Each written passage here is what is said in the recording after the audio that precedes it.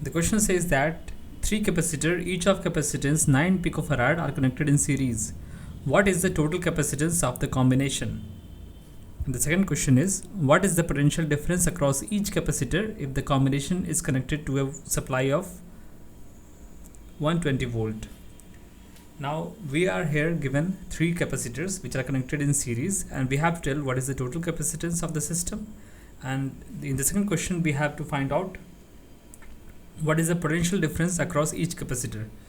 So one of the most important property of a capacitor is that when capacitors are connected in series, then each capacitor connected has equal amount of charge. That is, when they are connected in series like this, then if this capacitor has charge Q, plus Q and minus Q, then each of this capacitor will have same charge. So the first question asked about C equivalent or total capacitance of the combination. Now the C equivalent for series combination is given by the summation of reciprocal of each capacitor.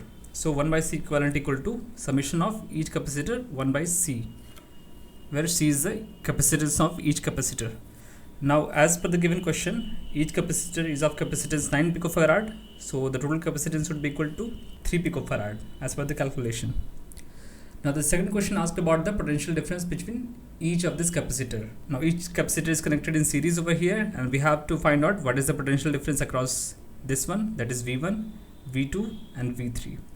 So potential difference across each capacitor is given by V equal to Q by C, that is charge contained by that capacitor divided by the capacitance.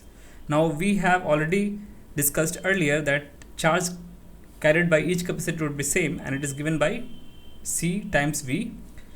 Now calculation of C times V will give us a charge of 360 picofarad. That is, 360 picofarad of charge is available on all the capacitors. Now calculating voltage for the same would be V equal to Q by C. That will give us 40 volt. So each capacitor will have 40 volt across. The potential difference across each capacitor would be of 40 volts. Thank you.